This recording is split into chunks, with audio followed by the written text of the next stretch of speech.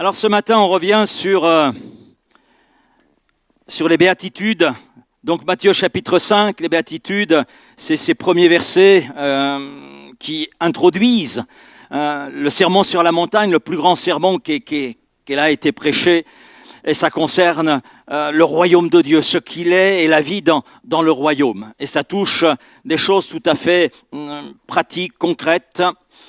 Et on a vu aussi à travers les premiers versets sur lesquels nous nous sommes arrêtés, que les paroles de Jésus allaient à contresens, d'ailleurs, de ce qui est autour de nous, de ce qui est dans ce monde.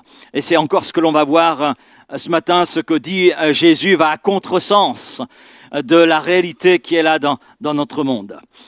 Heureux les débonnaires, verset 5, heureux les débonnaires car ils hériteront la terre. On peut traduire différemment, heureux les doux, car ils hériteront la terre. Vous savez, nous vivons dans un monde qui valorise la force, qui valorise l'affirmation de soi.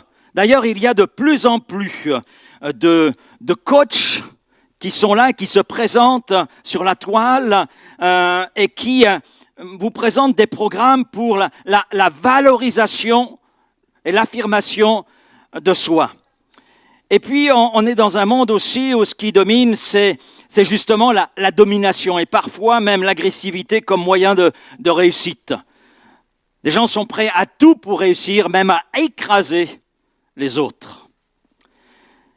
Et souvent, on dit, je l'ai entendu, même dans le cadre de mon travail, avant d'être dans le pastorat, il faut s'imposer pour exister. Il faut s'imposer, c'est-à-dire jouer des coudes, voilà, même si ça fait mal à celui qui reçoit les coups de coude.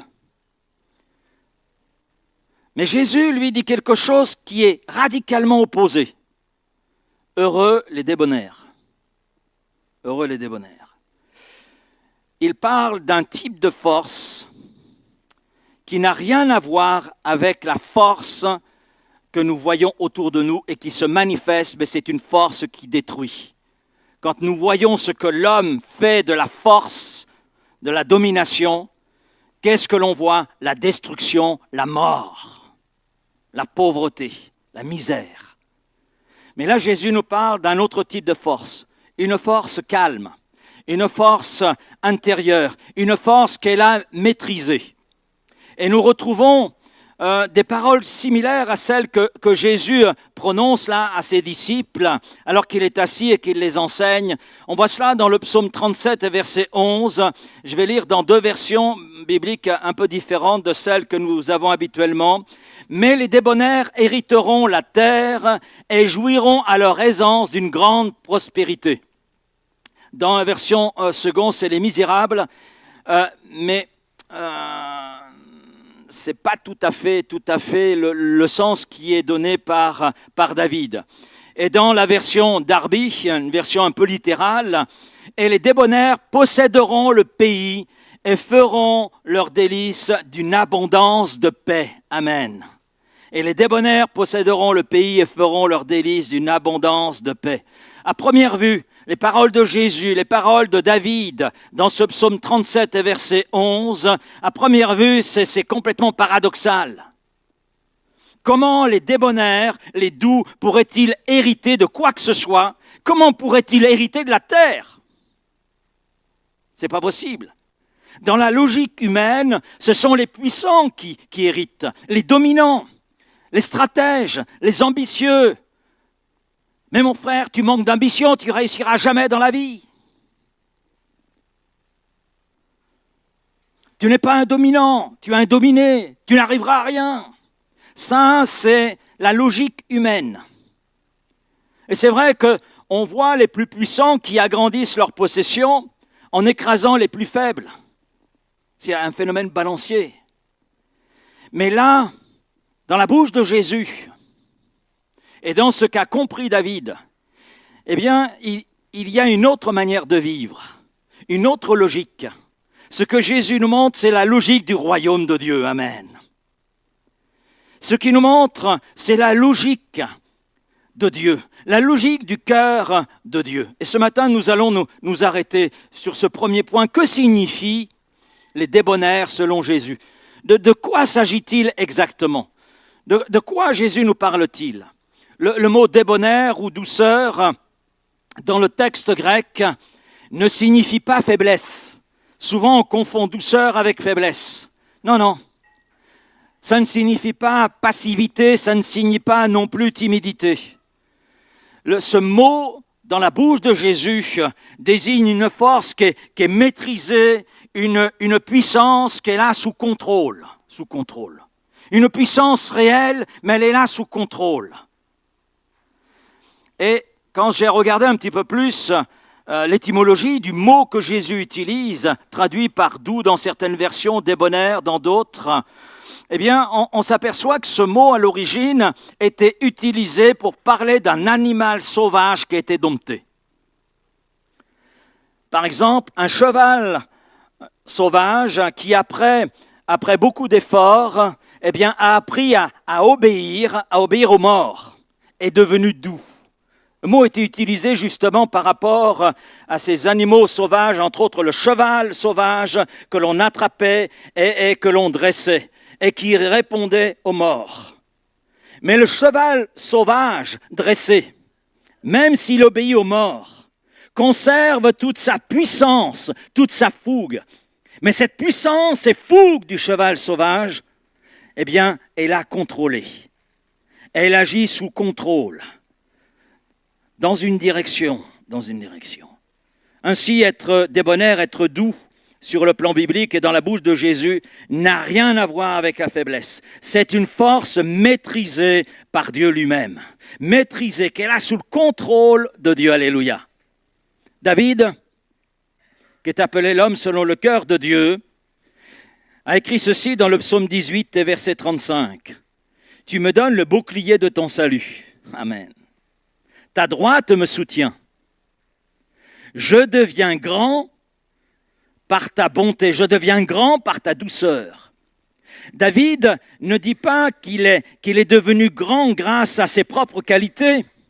Non, il affirme que c'est l'attitude de Dieu, c'est la douceur de Dieu, cette puissance maîtrisée de Dieu qui a fait de lui l'homme qu'il a été. Il est conscient que s'il a été élevé au rang de roi, s'il a accompli de grandes victoires, s'il a vaincu des géants, il est conscient que c'est cette force maîtrisée de Dieu qui a agi à travers lui et qui lui a permis de devenir grand. Par rapport à la douceur, je vais citer 2 exemples. Moïse, ça semble évident.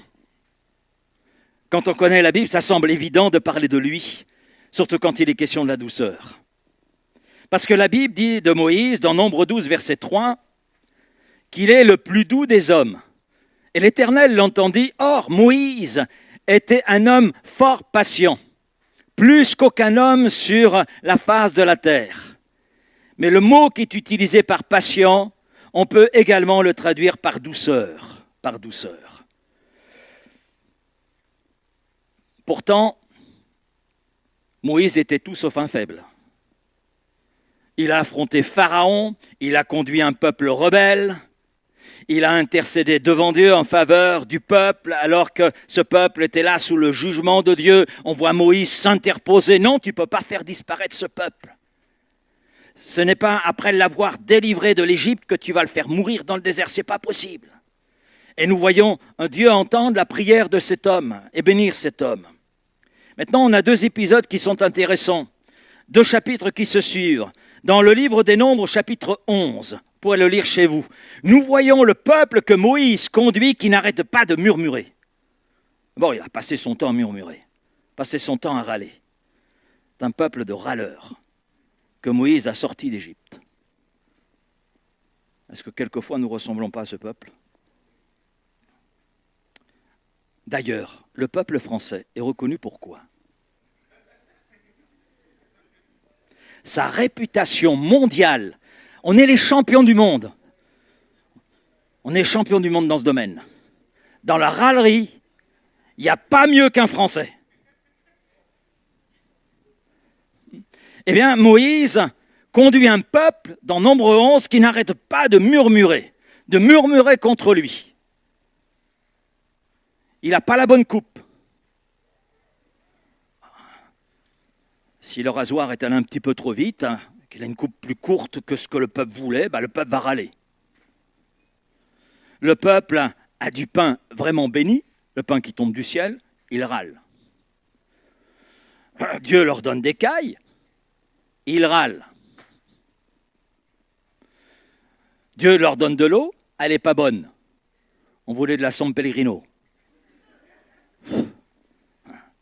Dans Nombre 12, chapitre suivant, on a Myriam et Aaron. Myriam et Aaron, c'est la sœur et le frère de Moïse, frère et sœur aînés.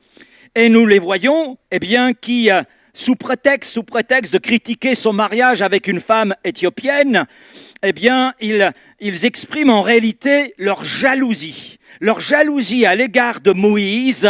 On en a marre que c'est toujours toi que Dieu prend pour conduire le peuple. Et nous alors? Alors ils sont jaloux de la position que Moïse occupe. Ils sont jaloux de ce qu'il peut vivre avec Dieu. Dans ces deux situations, je ne sais pas comment vous auriez réagi. Moi, personnellement, au niveau du peuple, j'aurais donné ma démission. 1 an, ça va. 2 ans, ça va. 40 ans.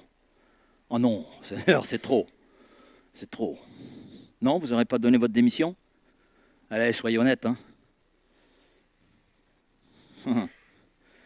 Moïse était un homme fort patient, plus qu'aucun homme sur la face de la terre. Donc, rassurez-vous, on ne l'égale pas.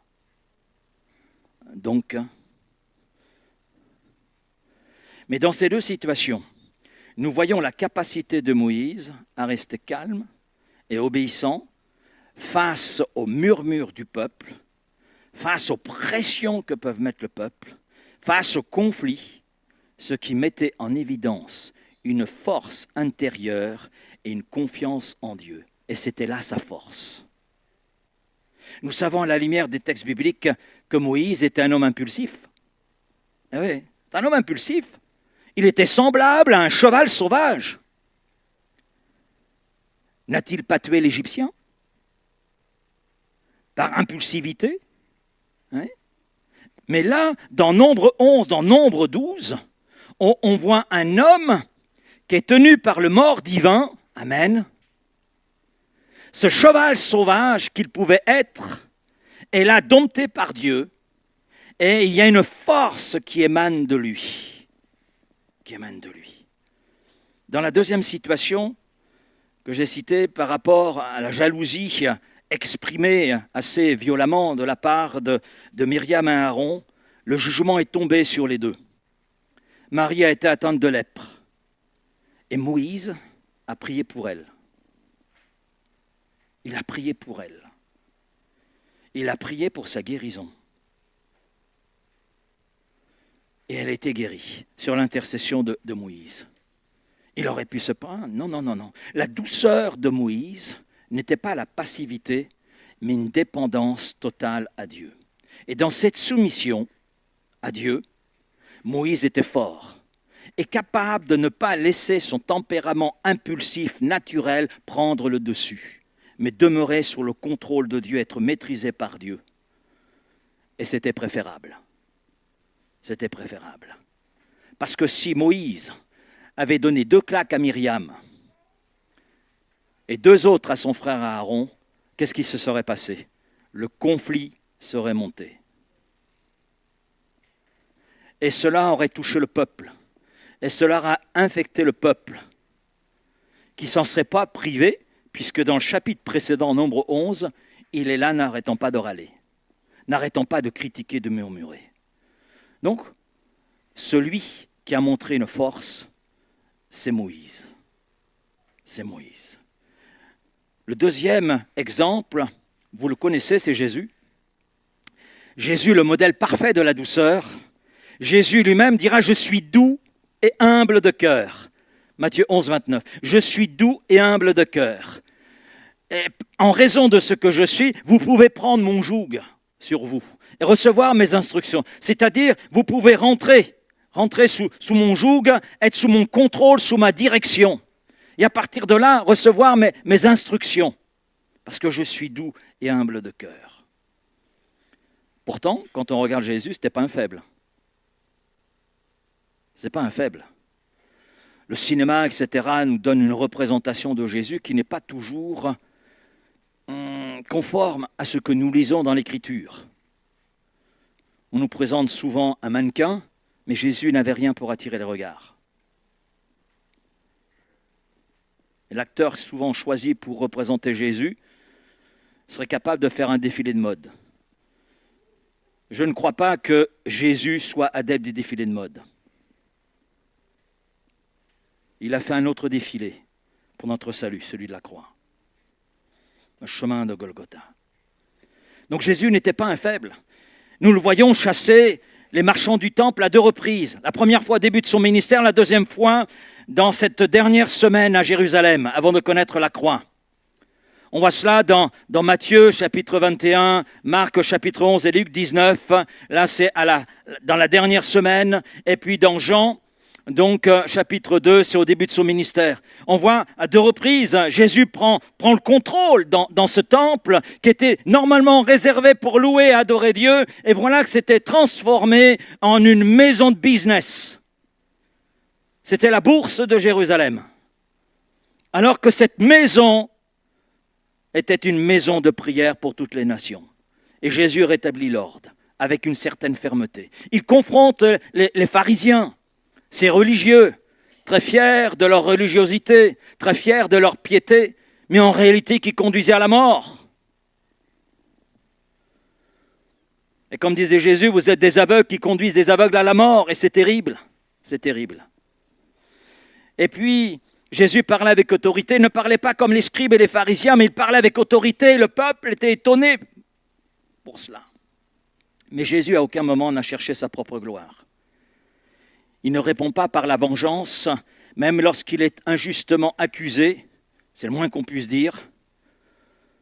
S'il y a des procès aujourd'hui qui durent des années, le procès de Jésus a été certainement l'un des plus courts de l'histoire, les plus injustes de l'histoire. Mais Jésus n'a pas crié à l'injustice. Jésus n'a pas cherché à se venger. Il avait le pouvoir de le faire. Et sur la croix, il dira, Père, pardonne-leur. Père, pardonne-leur. Vous entendez bien? Père, pardonne-leur, car ils ne savent ce qu'ils font. Père, pardonne-leur, car ils ne savent ce qu'ils font. La douceur est donc cette force que Jésus a manifestée, cette force qui renonce à se défendre, cette force qui renonce à se venger, mais cette force qui s'appuie sur Dieu. Toutefois, c'est vrai, tu peux éloigner de moi cette coupe. Par 3 fois, Jésus fera cette prière. Toutefois, non pas ce que je veux moi, mais ce que tu veux toi. Non pas ma volonté, mais la tienne. Et on voit là toute cette force qui est contenue sous le contrôle du Père. Et nous savons que Jésus, en raison de l'œuvre accomplie, a été élevé. Amen. C'est ce que Paul nous dit dans l'épître aux Philippiens au chapitre 2. Pourquoi les débonnaires sont-ils heureux? Oui, heureux les débonnaires, heureux les doux. Parce que Jésus commence chacune de ses phrases dans les béatitudes par ce mot heureux, c'est-à-dire pleinement satisfait. Je ne vais pas revenir sur ce mot, nous l'avons déjà épluché. Et là, il ne parle pas d'un idéal abstrait, mais d'une réalité profonde. Il parle du bonheur du royaume. Mais pourquoi les débonnaires sont-ils heureux? Parce qu'ils ne sont plus dominés par leur ego. Amen. Voilà, je suis le seul à le dire. Si vous êtes dominé par votre ego, en réalité, ça veut dire que vous êtes esclave. Un cheval sauvage qui va exprimer sa fougue et sa puissance n'importe comment, et ça va vous faire du mal et ça va faire du mal autour de vous. Le débonnaire n'est plus esclave de la nécessité d'avoir raison. Ça vous arrive de vouloir absolument avoir raison? Vous n'osez pas répondre. Je vais répondre à votre place et je vais répondre pour moi. Comme ça, vous ne serez pas choqués. Moi, en général, j'aime avoir raison.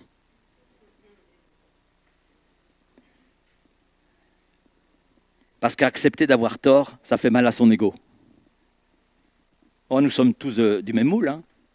Il paraît que nous sommes tous pécheurs. Nous avons tous la même nature. Nous avons tous hérité d'Adam. Et qu'a fait Adam? Ah ben c'est pas moi, c'est la femme que tu as placée à mes côtés. Eh mince mon gaillard, t'étais bien content de la voir, ta femme, hein? Tu pleurais même. Marqué, la fin n'a pas dit mieux. C'est l'autre. C'est l'autre. On a encore des progrès à faire. Hein.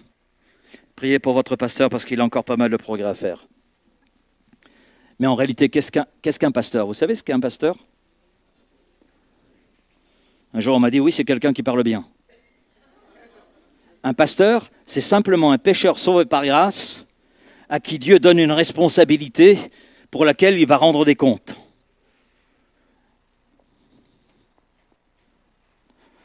Donc c'est un pécheur sauvé par grâce. Donc merci de prier pour le pécheur sauvé par grâce que je suis. Le débonnaire n'est plus esclave de la nécessité d'avoir raison, n'est plus esclave du besoin de dominer, n'est plus esclave de la peur d'être humilié. Jésus a été humilié jusqu'à la mort. Alors nous, on n'aime pas ça. Hein. On n'aime pas ça. En général, ça touche un petit peu notre petit orgueil. Et en fait, le débonnaire, quand je réfléchis, il a remis en fait son identité à Jésus. Ce n'est pas les autres qui construisent son identité. Il sait qui il est par rapport à Jésus. Amen. Pécheur sauvé par grâce, citoyen du royaume des cieux, héritier de Dieu, co-héritier avec Christ. Il sait qui il est. Il sait qui il est en Jésus. Et cela produit une paix intérieure que le monde ne peut pas donner. Pourquoi les débonnaires sont-ils heureux? Parce qu'ils ne vivent plus dans la réaction. Alors je sais que suite, c'est quoi quel film Action-réaction, c'est quel film? Les choristes. Dans les choristes, on entend souvent, je crois que c'est le responsable de l'orphelinat, action-réaction. Beaucoup de souffrances humaines viennent justement de ce principe. On m'a offensé, je réponds. On m'a ignoré, je dois me venger. On m'a humilié, je dois prouver ma valeur. C'est ça, hein? Non? Le débonnaire, lui, n'est plus gouverné par la réaction, il est gouverné par l'action du Saint-Esprit agissant en lui. Et à partir de là, il va répondre sous le contrôle du Saint-Esprit. Et ça ne produit pas la même chose. Heureusement que Jésus n'a pas suivi le principe action-réaction. Parce que nous ne serions pas là ce matin. Heureusement que Moïse n'a pas suivi ce principe donné dans ce film, action-réaction. Parce que ça aurait été la catastrophe. Ça aurait été la catastrophe au sein du peuple. Pourquoi les débonnaires sont-ils heureux? Parce qu'ils vivent dans la confiance. Amen. La douceur, c'est une confiance en Dieu. C'est une confiance en qui il est. Amen. Dieu voit. Dieu voit tout. Ce n'est pas la peine de chercher à cacher quoi que ce soit. De toute façon, Dieu voit tout. Regardez votre voisin du dit. Cache rien parce que Dieu voit tout. Et vous pouvez même ajouter, il voit ce que je ne vois pas, mais peu importe, l'essentiel c'est qu'il le voit. Dieu voit tout, Dieu juge, amen. Dieu agit, amen. Ainsi, je n'ai pas besoin de me battre sur la base des hommes, sur la base de ce monde. Et puis Dieu dit dans Romains 12, 18, à moi la vengeance, à moi la rétribution. Mon Seigneur, règle cette situation, c'est ce qu'a fait Moïse. Ce peuple n'arrête pas de murmurer. Seigneur, je le remets entre tes mains. Seigneur, tu vois Aaron et Myriam, ils n'arrêtent pas de me critiquer. Seigneur, tu t'en charges. Et ce que Dieu fait, je vous assure, il le fait bien. Amen. Là où Dieu met la main, on n'a pas besoin de mettre la nôtre. D'ailleurs, là où l'homme met la main, en général, c'est jamais bon. Regardez l'état de notre création. Hein? Le débonnaire peut se reposer parce que sa confiance est en Dieu, parce qu'il sait qui est Dieu. Il sait en qui il a placé sa confiance. Maintenant, Jésus, c'est mon troisième point, dit « Heureux les débonnaires, parce qu'ils hériteront la terre. » Parce qu'ils hériteront la terre. Et je reviens sur le psaume 37, verset 11, « Les débonnaires posséderont, posséder, la terre et jouiront d'une abondante paix. » C'est une promesse de Jésus, mais ce n'est pas simplement une phrase poétique. Non. Et la question, bien sûr, est qu'est-ce que Jésus veut nous dire? Que signifie réellement hériter la terre? Est-ce une promesse matérielle? Est-ce une promesse spirituelle? Est-ce que ça appartient au présent? Est-ce que ça appartient au futur? La réponse biblique est la suivante, c'est tout cela à la fois, mais dans un ordre qui est conforme à celui du royaume de Dieu. C'est une promesse spirituelle et présente. Hériter la terre commence maintenant. Amen. Bon, je suis seul à en hériter, je dis Amen. Jésus ne parle pas simplement du futur lointain, il parle d'une réalité qui commence dès aujourd'hui dans la vie du croyant à partir du moment où on a placé notre foi, notre confiance en Jésus-Christ. Parce que la terre, dans le langage biblique, désigne pas simplement un territoire géographique, elle désigne la stabilité intérieure. Notez bien, la stabilité intérieure, l'enracinement de la vie, la sécurité existentielle, la capacité de vivre intérieurement des choses qui seraient là pour nous détruire, de vivre intérieurement cette paix, cette capacité de vie, malgré les circonstances qui veulent nous détruire. Et on a un exemple. Vous connaissez la parabole des deux maisons, parabole de Jésus. On a deux maisons identiques, elles sont belles, extérieurement elles sont belles. C'est la même entreprise qui a construit ces deux maisons. D'accord? Elles sont belles, c'est les mêmes matériaux, extérieurement, rien ne les différencie. Et ces maisons vont vivre les mêmes circonstances. Une tempête, etc. C'est les pluies sévénoles, c'est terrible. Et puis il y en a une qui s'écroule, et l'autre qui demeure ferme. L'une s'est écroulée et le texte nous dit « la ruine de cette maison fut grande ». Comme pour nous dire « elle était entièrement détruite, il n'y a rien à en retirer ». Et l'autre, elle est restée.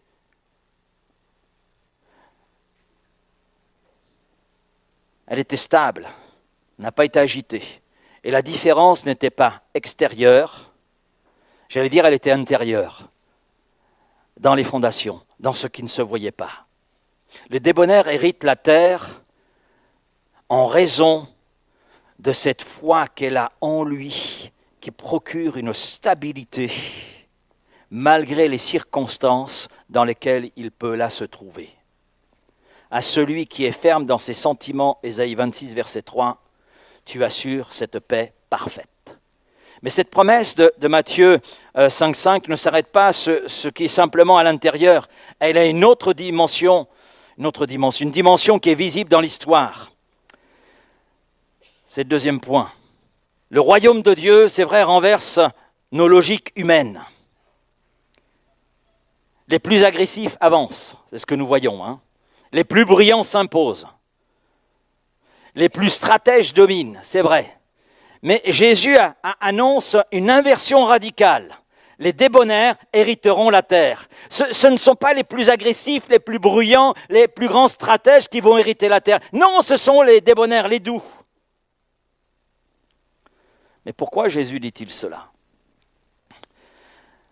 Parce qu'il vient toujours un temps où Dieu révèle ce qui est réellement. Et on s'aperçoit que ceux qui restent fidèles, humbles, intègres, finissent toujours par durer plus longtemps que ceux qui font beaucoup de bruit, que ceux qui manipulent, que ceux qui écrasent, que ceux qui sont agressifs. Et en cela, nous avons un exemple d'un homme que j'apprécie beaucoup. Je ne sais pas si vous l'appréciez, moi je l'apprécie beaucoup. J'aime son témoignage. C'est Daniel. Daniel a occupé de hautes fonctions, très jeune. Très tôt dans sa vie, il a occupé de hautes fonctions. Il a été au service de plusieurs rois. Il était au service de Nabuchodonosor II. Bon, il est mieux connu sous le nom de Nebuchadnezzar. Ça vous parle mieux là. Il était au service de Belshazzar. Il était au service de Darius le Mède. Il était au service de Cyrus le Perse. Il était au service de ces hommes différents, de peuples différents, babyloniens, Mèdes, Perses. Et Daniel 6, 28 précise, Daniel prospéra sous le règne de Darius et sous le règne de Cyrus le Perse. Et quand on regarde Daniel, Daniel était jalousé, il a été accusé méchamment. Il a traversé tout cela avec intégrité et avec cette douceur de Dieu. Beaucoup de ceux qui étaient de hauts fonctionnaires comme lui ont mal fini. Ils ont supporté les crocs des lions dans la fosse aux lions. Et les lions se sont régalés de hauts fonctionnaires bien gras. Ce que l'homme arrache par la force, Dieu le donne par sa grâce. Mais la promesse de Jésus ne s'arrête pas au présent ni à l'histoire humaine, elle va encore plus loin. C'est encore plus grand. C'est la promesse ultime, la nouvelle création. Hériter la terre, c'est entrer dans le royaume final de Dieu. Amen. C'est cela. C'est notre espérance, c'est l'espérance de tout enfant de Dieu. La Bible ne se termine pas par le chaos dans le monde actuel, mais la Bible se termine par la création de nouveaux cieux, d'une nouvelle terre. Amen. Ce que nous connaissons aujourd'hui est voué à la destruction et Dieu va faire place à une nouvelle terre, de nouveaux cieux, une nouvelle Jérusalem. On voit cela dans Apocalypse chapitre 21. Je vis un nouveau ciel et une nouvelle terre. Et cette terre dont il est question n'est pas simplement un endroit amélioré. Non. C'est une création nouvelle. C'est une humanité réconciliée. C'est une justice parfaite. C'est une paix totale. Parce que celui qui va gouverner, c'est le prince de la paix, c'est Jésus. Et nous allons connaître ce règne. Amen. Celui qui persévérera jusqu'à la fin, celui-là, amen, entrera dans cette nouvelle terre. C'est un règne qui sera à l'image de Jésus. Un règne sans violence. Alléluia. Fini la violence. Fini de jouer les coudes. C'est un règne où l'orgueil n'aura plus sa place. Amen. Où la domination égoïste n'aura plus sa place. Mais c'est un règne qui sera rempli de justice, de la justice divine, de paix, de vérité, de douceur et d'amour. Un monde où la douceur n'est plus exploitée, mais où la douceur sera honorée. C'est cela, hériter la terre. Et comme vous l'avez sous les yeux, hériter la terre signifie aujourd'hui une paix intérieure stable, enracinée, malgré les circonstances, même si ces circonstances peuvent détruire, ruiner. Dans l'histoire, parce qu'il y a un renversement des logiques humaines. Et puis dans l'éternité, il y a une participation au royaume restauré de Dieu. Mon quatrième point, comment devenir débonnaire ? Être débonnaire, ça ne vient pas tout seul. C'est une composante du fruit de l'esprit. Galates 5, 22. Dans le fruit de l'esprit, vous avez la douceur. Ce qui veut dire que cette douceur dont Jésus nous parle est le résultat d'un vrai travail intérieur du Saint-Esprit. Mais le fruit de l'Esprit, le résultat de l'action du Saint-Esprit dans un cœur, dans une vie, c'est l'amour, la joie, la paix, la patience, la bonté, la bénignité, la fidélité, la douceur. Et puis il y a la tempérance ou la maîtrise de soi. Mais comment devenir débonnaire ? Eh bien, en fixant nos regards sur Jésus. C'est le modèle par excellence. Plus on regarde Jésus, plus on apprend à être doux comme lui. Amen. Et je crois que la croix, c'est là pour nous la meilleure école qui soit. Il n'a pas choisi de se défendre, il a préféré l'amour à la vengeance, il a préféré la douceur, c'est-à-dire confier sa situation à Dieu et Dieu l'a béni, Dieu le Père. Et Jésus nous montre combien il est essentiel, nous aussi, de porter notre croix, c'est-à-dire de renoncer à nous-mêmes, à vouloir faire valoir nos droits. C'est ce qu'on appelle faire mourir l'ego. Une autre expression, celle que Paul utilise, la vieille nature. Cette nature marquée, dominée par le péché. Et si on la laisse avec un espace, elle ne s'en prive pas.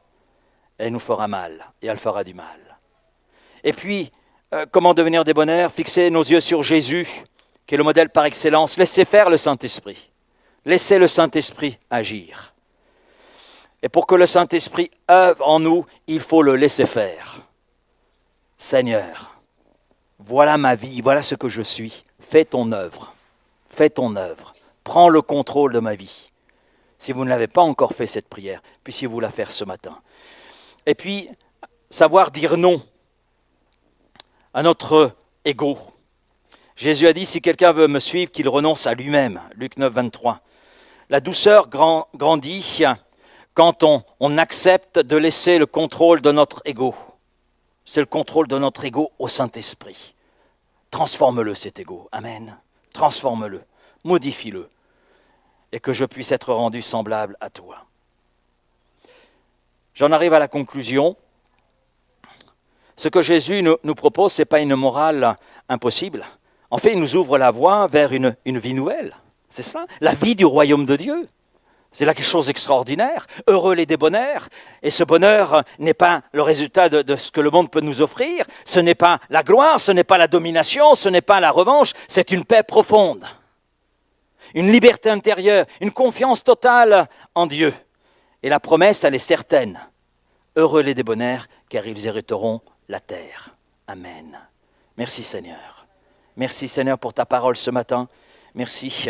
Et je te prie que ta parole s'imprime dans notre cœur, dans notre vie, dans notre esprit, qu'elle s'imprime en nous et que nous puissions entrer dans toute cette dimension, Seigneur, du royaume de Dieu, tel que tu nous le définis, tel que tu nous le présentes. Oui Père, et je te prie vraiment que personne ce matin ne se prive. Oui Seigneur. Toi, tu connais nos cœurs, tu connais nos vies, tu sais de quoi nous sommes faits et nous voulons être, ces débonnaires et entrer dans cette dimension-là. Heureux les débonnaires, heureux les doux, car ils hériteront la terre. Nous voulons être de cela. Alors Seigneur, prends le contrôle de nos cœurs, de nos vies, de nos pensées, de nos projets, de tout ce qui est nôtre, de tout ce que nous estimons être nôtre. Oui Seigneur, prends là tout le contrôle. Et sois celui qui règne et qui nous conduise à entrer pleinement dans cette dimension qui est la tienne. Merci Père, dans le nom précieux de Jésus, et je te dis Amen. Amen.